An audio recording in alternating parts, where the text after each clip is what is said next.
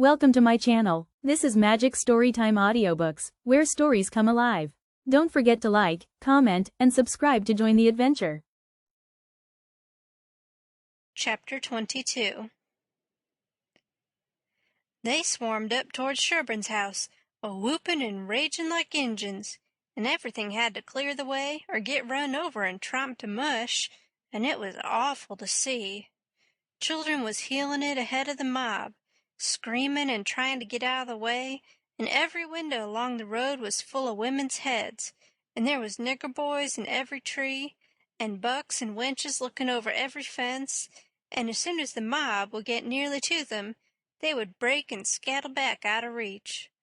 Lots of the women and girls was crying and taking on, scared most to death.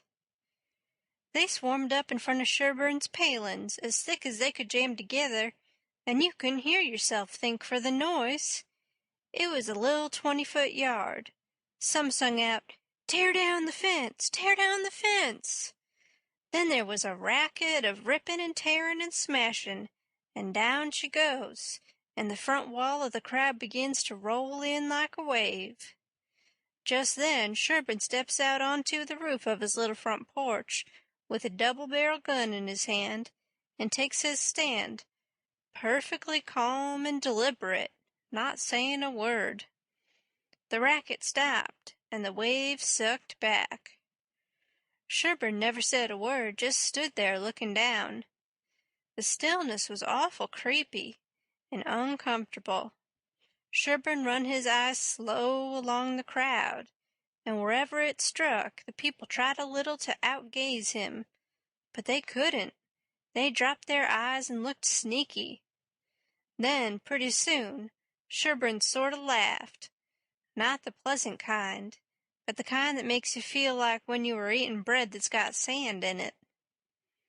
Then he says, slow and scornful, "The idea of you lynching anybody. It's amusing.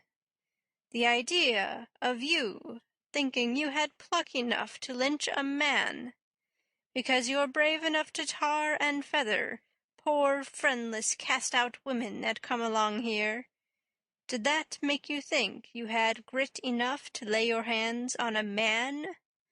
Why, a man's safe in the hands of 10,000 of your kind, as long as it's daytime and you're not behind him. Do I know you? I know you clear through. Was born and raised in the South, and I've lived in the North, so I know the average all around. The average man's a coward. In the North, he lets anybody walk over him that wants to, and goes home and prays for a humble spirit to bear it. In the South, one man all by himself has stopped a stage full of men in the daytime and robbed the lot. Your newspapers call you a brave people, so much that you think you are braver than any other people, whereas you're just as brave, and no braver. Why don't your juries hang murderers? Because they're afraid the man's friends will shoot them in the back, in the dark, and it's just what they would do. So they always acquit, and then a man goes in the night with 100 masked cowards at his back and lynches the rascal. Your mistake is that you didn't bring a man with you. That's one mistake. And the other is that you didn't come in the dark and fetch your masks. You brought part of a man, Buck Harkness there, and if you hadn't had him to start you, you'd 'a' taken it out in blowing. You didn't want to come. The average man don't like trouble and danger. You don't like trouble and danger. But if only half a man, like Buck Harkness there, shouts, 'Lynch him, lynch him!' you're afraid to back down, afraid you'll be found out to be what you are. Cowards. And so you raise a yell and hang yourselves on to that half-a-man's coat-tail, and come raging up here swearing what big things you're going to do.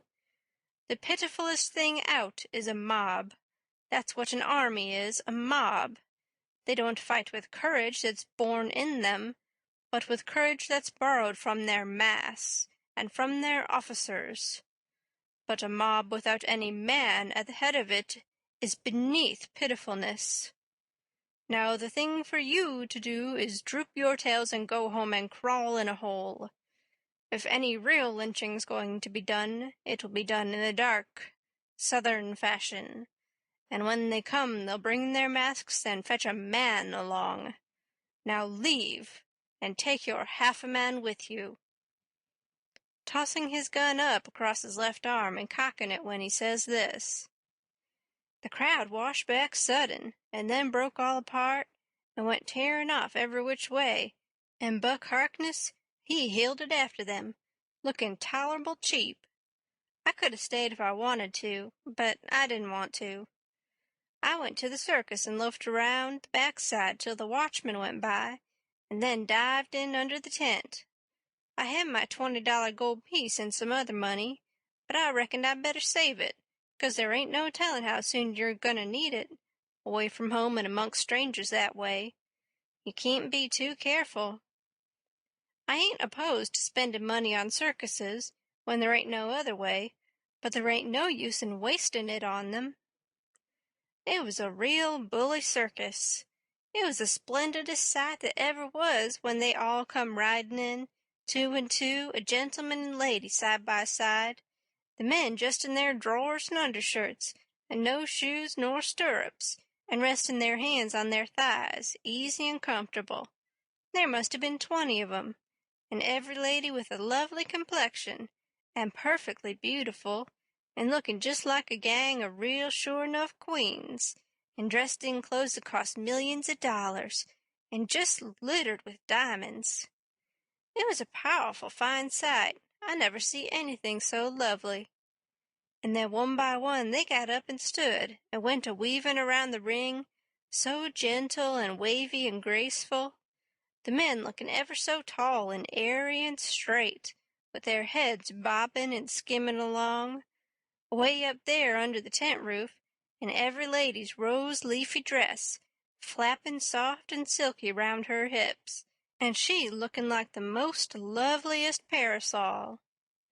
And then faster and faster they went, all of them dancing, first one foot out in the air and then the other, the horses leaning more and more, and the ringmaster going round and round the center pole, cracking his whip and shouting, "Hi, hi!" and the clown cracking jokes behind him. And by all hands dropped the reins, and every lady put her knuckles on her hips, and every gentleman folded his arms, and then how the horses did lean over and hump themselves. And so one after the other they all skipped off into the ring, and made the sweetest bow I ever see, and then scampered out, and everybody clapped their hands and went just about wild. Well, all through the circus they done the most astonishing things, and all the time that clown carried on so it most killed the people. The ringmaster couldn't ever say a word to him, but he was back at him quick as a wink with the funniest things a body ever said, and how he ever could think of so many of them, and so sudden and so pat, was what I couldn't no way understand. Why, I couldn't have thought of them in a year. And by, a drunk man tried to get into the ring, said he wanted to ride, said he could ride as well as anybody that ever was. They argued and tried to keep him out, but he wouldn't listen, and the whole show come to a standstill. Then the people begun to holler at him and make fun of him, and that made him mad, and he begun to rip and tear, so that stirred up the people, and a lot of men begun to pile down off of the benches and swarm towards the ring, saying, "Knock 'em down! Throw 'em out!" One or two women begun to scream. So then the ringmaster he made a little speech and said he hoped there wouldn't be no disturbance, and if the man would promise he wouldn't make no more trouble, he would let him ride if he thought he could stay on the horse.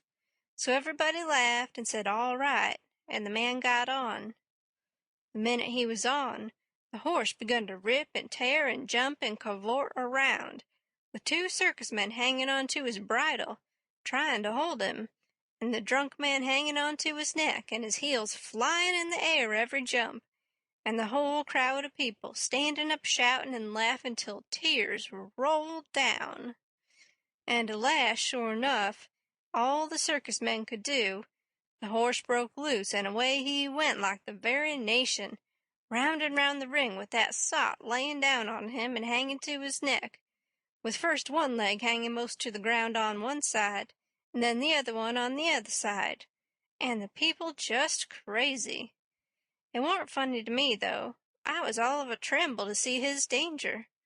But pretty soon he struggled up a straddle and grabbed the bridle, a-reelin' this way and that, and the next minute he sprung up and dropped the bridle and stood, and the horse a-going like a house afire, too. He just stood up there, a-sailin' around as easy and comfortable as if he warn't ever drunk in his life, and then he begun to pull off his clothes and sling them. He shed them so thick they kind of clogged up the air, and altogether he shed 17 suits. And then there he was, slim and handsome and dressed the gaudiest and prettiest you ever saw. And he lit into that horse with his whip and made him fairly hum, and finally skipped off and made his bow and danced off to the dressing room, and everybody just a-howlin' with pleasure and astonishment. Then the ringmaster, he see how he'd been fooled, and he was the sickest ringmaster you ever see, I reckon. Why, it was one of his own men. He had got up that joke all out of his own head, and never let on to nobody. Well, I felt sheepish enough to be took in so, but I wouldn't have been in that ringmaster's place, not for $1,000. I don't know, there may be bullier circuses than what that one was, but I never struck them yet. Anyways, it was plenty good enough for me, and wherever I run across it, it can have all of my custom every time. Well, that night we had our show, but there warn't only about 12 people there, just enough to pay expenses, and they laughed all the time, and that made the Duke mad, and everybody left anyway before the show was over, but one boy, which was asleep. So the Duke said these Arkansas lunkheads couldn't come up to Shakespeare. What they wanted was low comedy, and maybe something ruther worse than low comedy, he reckoned. He said he could size their style. So next morning he got some big sheets of wrapping paper and some black paint and drawed off some handbills and stuck them up all over the village.